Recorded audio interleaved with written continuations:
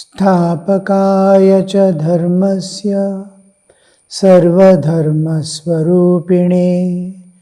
अवतारवरिष्ठाय रामकृष्णाय ते नमः.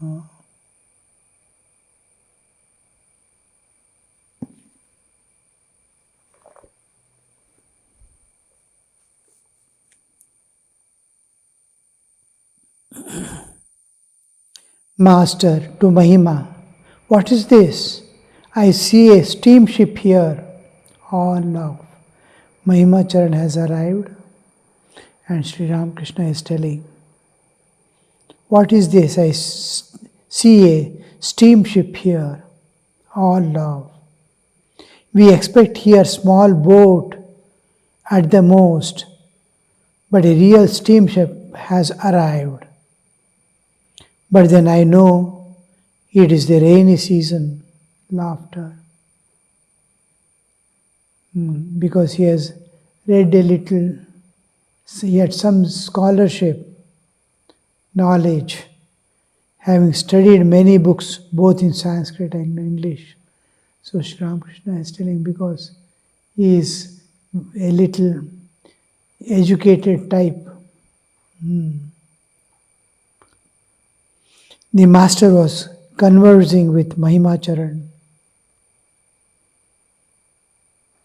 He asked him, is not feeding people a kind of service to God?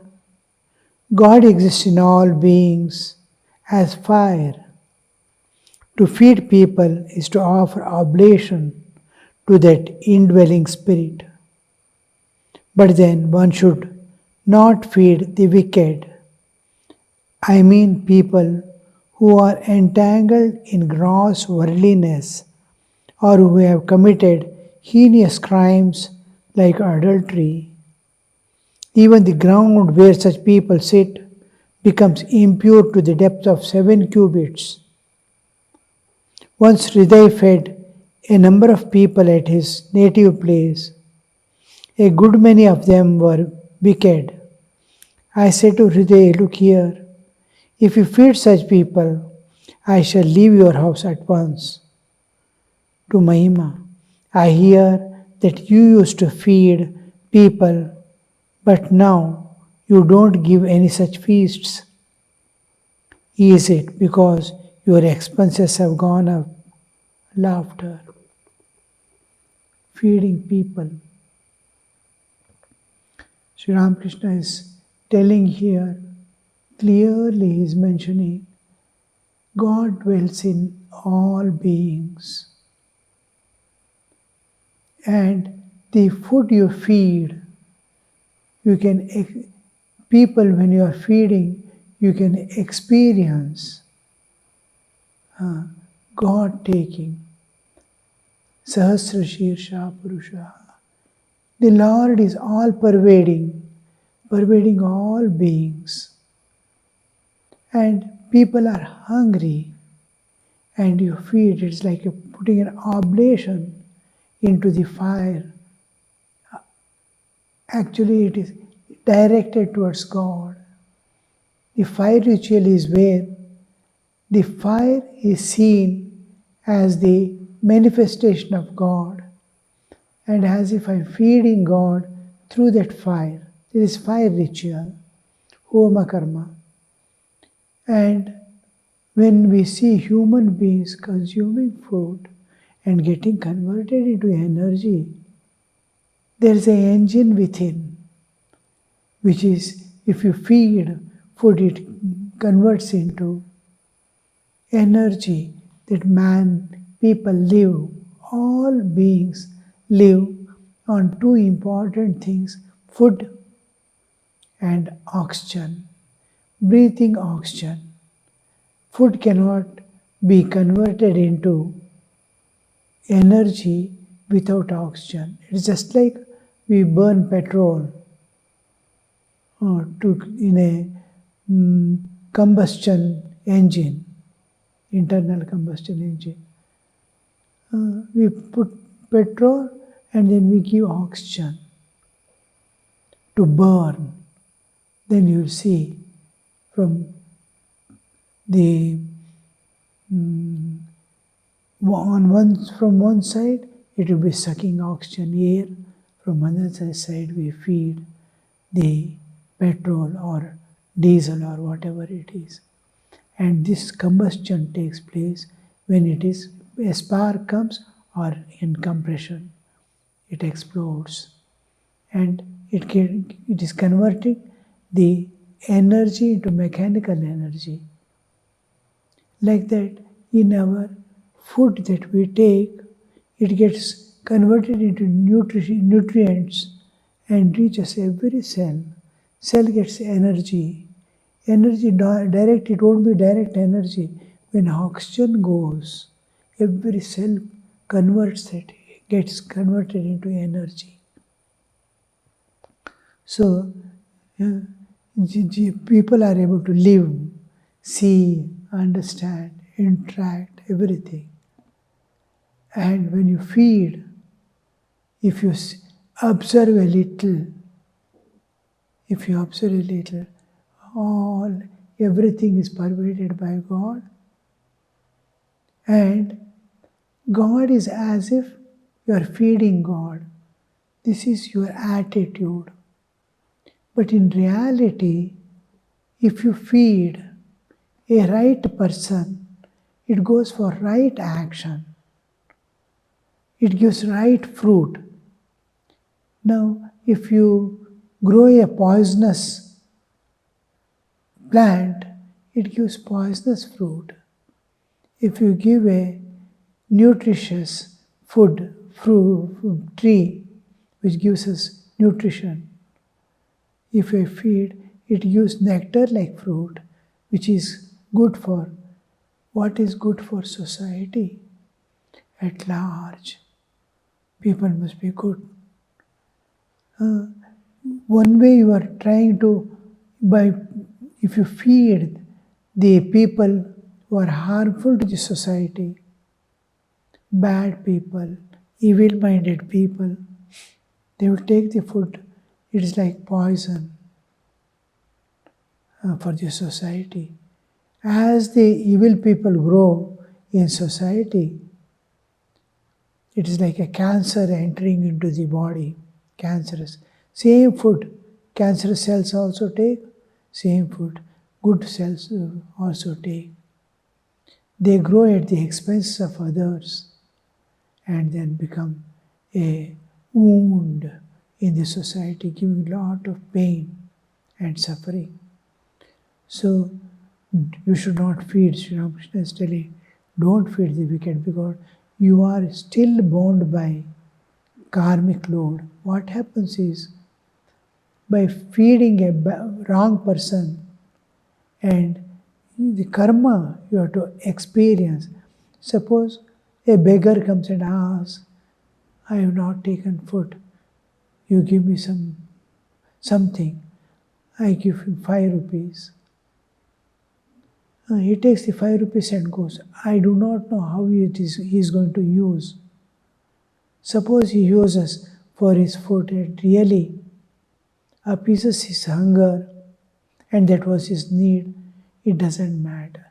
Suppose he misuses this, goes and takes drinks or some other thing, or uses to kill someone, he buys a knife.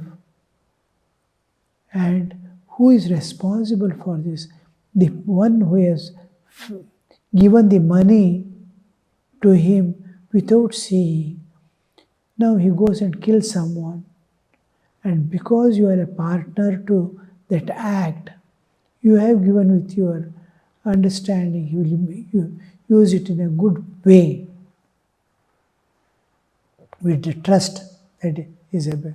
I do not know how he is going to use it, but it has been given with the trust that he will use for the purpose for which he asked. And he goes and misuses it, kills someone, I will be responsible knowingly or unknowingly. So, what to do? Each time you give something You must see that I am giving to God. Each time, Sri Ramakrishna Arpanamastu, Sri Krishna Arpanamastu, Sri Durga Arpanamastu. May this offering that I have given reach the Lord.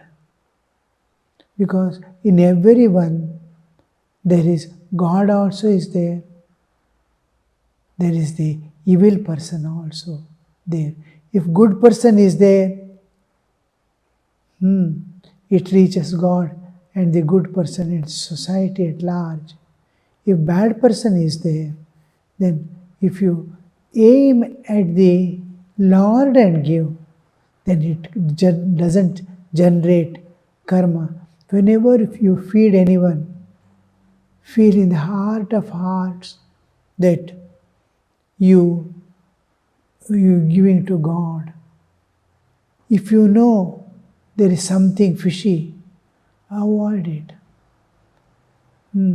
By mistake you have forced to give, or you feel you must give and you are giving, offer it to the divine. Sri Ramakrishna Arpanamastu.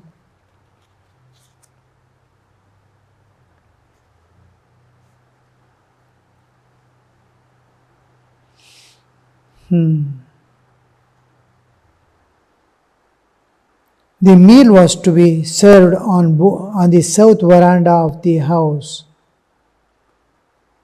They are at the Surendra's house. Leaf plates were being placed on the floor. The master said to Mahimacharan, "Please go there and see what they are doing. You may help them a little in serving food, but I should not ask you." Mahimacharan said, "Let them bring in the food, I shall see." Hemming and hawing, he went towards the kitchen, but presently he came back.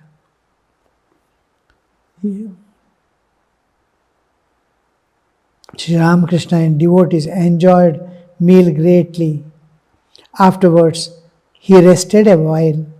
About 2 o'clock in the afternoon, Pratap Charan Muzumdar of the Brahmo Samaj arrived. He was a co-worker of Keshav Chandra Sen and had been to Europe and America in connection with the Brahmo missionary work. He greeted Sri Ramakrishna and the Master.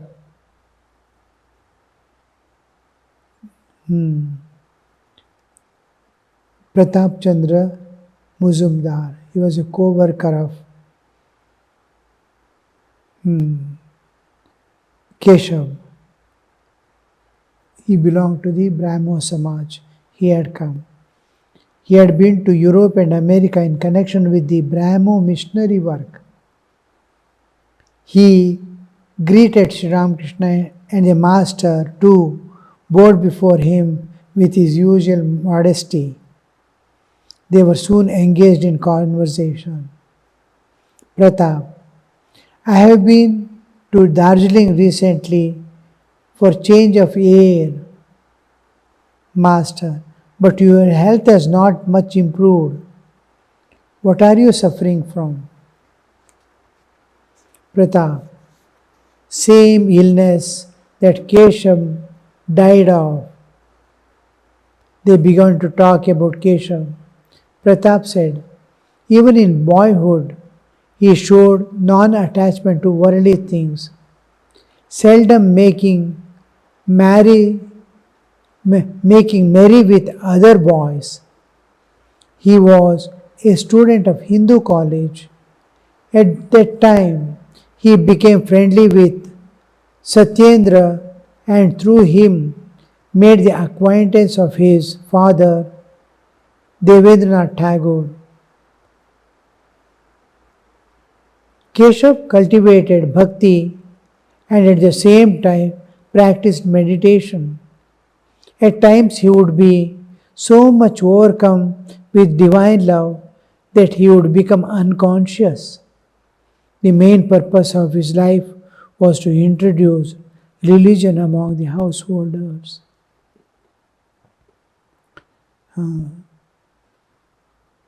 Pratap Chandra Mazumdar, he is telling about Keshav Singh. They were working together for Brahmo Samaj, and he was much influenced by the life of Keshav, and he is explaining how he lived, how from childhood, how he was indifferent to the worldly prospects, and how he was oriented towards the divine, and how he cultivated devotion to God, devotion, love of God, and then he started practicing meditation, and he would lose his external awareness, external consciousness. It's a very advanced stage when in thought of God, if we can forget the world and forget the body, how much intense the longing must be, how much to become unaware of the external world in thought of God. It is not an ordinary thing. We commonly do not see anywhere the state where a man has become unconscious of the external world by thinking of God. We have heard in many saints, they now and then entering into, in Sri Ramakrishna, of course, every now and then he is to enter into Samadhi. We are among the newcomers also, like Rakhal and all these youngsters, college going, just they also used to become unaware of the external, roll on the ground in ecstatic love of God and become motionless. So that kind of we have heard, but presently in our lives we very rarely see. We might not have seen, if at all anybody has seen, they must have seen one or two cases casually. So Keshav was one who was in that state. Conversion next turned to the Marhatta lady. Marhatta lady. Pratap. Some women of the country have been to England. This Marhatta lady, who is very scholarly, also visited England. Later, she embraced Christianity. Have you heard her name, sir?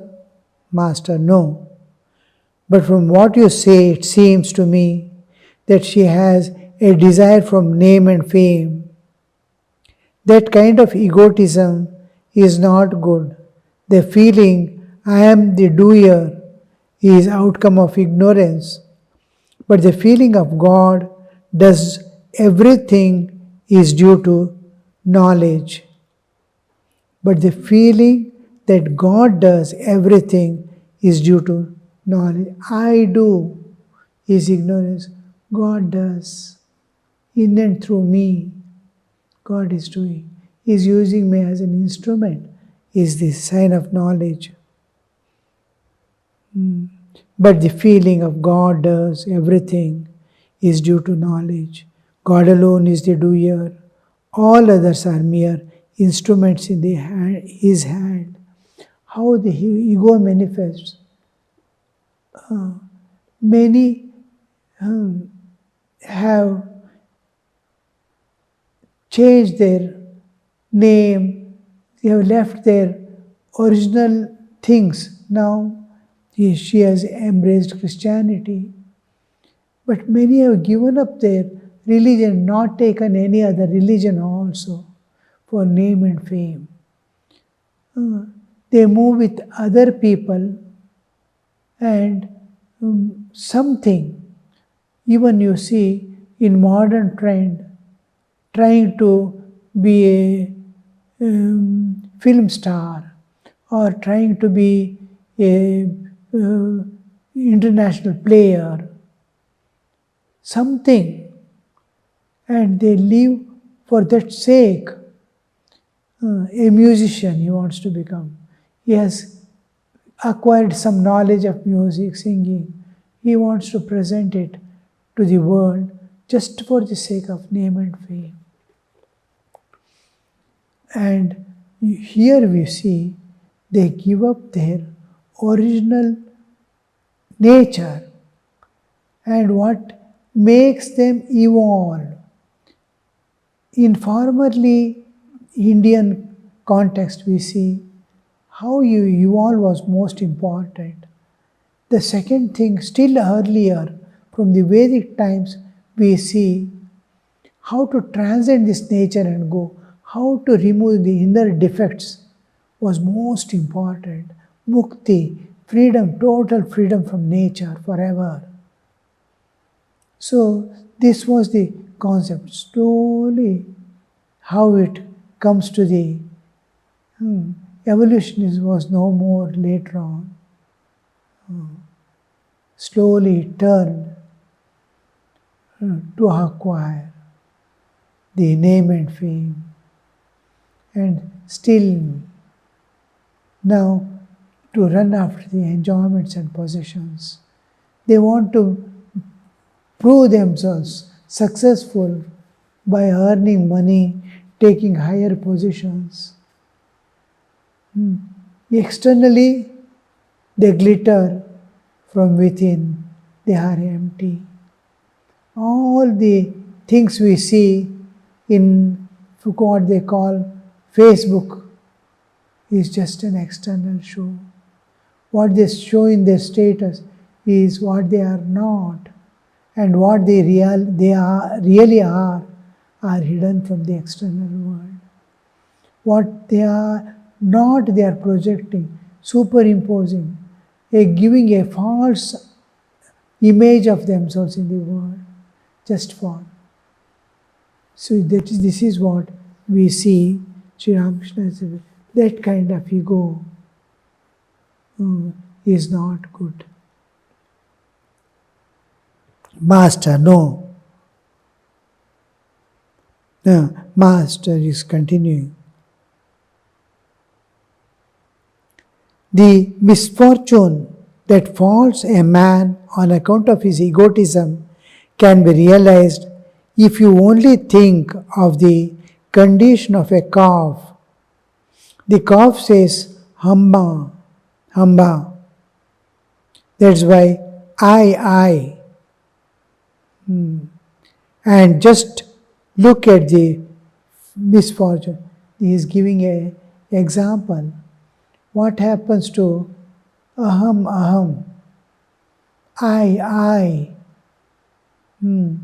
Is just something like a simile, but it is a way of expression.